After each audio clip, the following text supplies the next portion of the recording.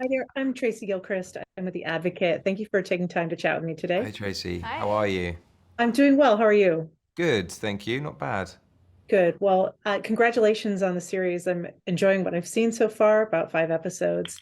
And I'd love to begin with you, Riley, and talk a little bit about the role of women in this series, which they're incredibly complex and self-possessed. Even Camila, who's choosing this role of domesticity for a little while, Mhm. is very different kind of character. And Daisy, of course, holds her own with all these big players in music. And would you talk a little bit to playing that?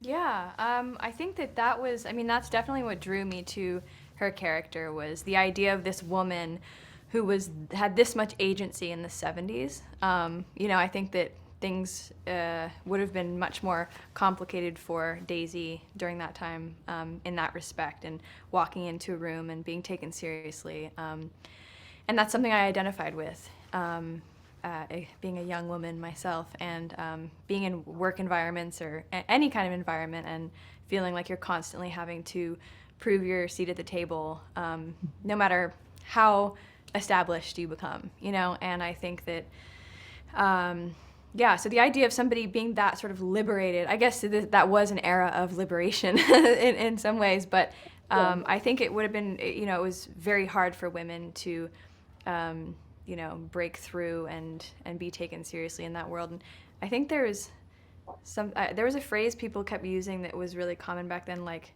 a girl singer or something, as opposed to a singer. Right.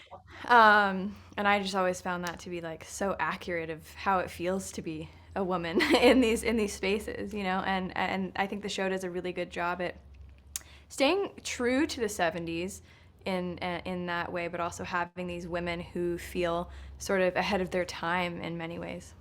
Wonderful. Yes, thank you very much for that. And then Sam, something that struck me a great deal about Billy and his character is how addiction plays a role in his life. And I think it's a really fascinating way to look at it because he struggles with addiction, but it's at least for what I've seen, it's not his downfall. And he kind of gets a handle, at least for a while, and becomes a family man. And would you talk about the role of addiction in your character's life and in the series? Well, I think the one thing to remember with addiction is that it's always there, bubbling away. I think there are always struggles, and even when he doesn't have the alcohol and he doesn't have the drugs, he has his exercise and his routine, and then he has Daisy and the music, which is equally as addictive to him. And I think that's obviously what gets him in trouble, somewhat. But I think domesticity and like his sort of dream of that happening is the one thing that kind of keeps him grounded. But he's just obsessive. He's an obsessive, I think, is the best way of describing him, more than an addictive personality. I think, and like we were fortunate enough to work with an amazing sort of specialist in the field who's someone who worked with musicians of that era, and who kind of gave us a full rundown of all the drugs that existed in that time and how easily accessible they were, but also talked about the fact that no one really understood addiction back then. So it really was just Billy's internal struggle. It wasn't anyone else. Other people would like constantly, normally in those days, be offering you another drink and just didn't really understand that you not drinking doesn't means that you have an issue.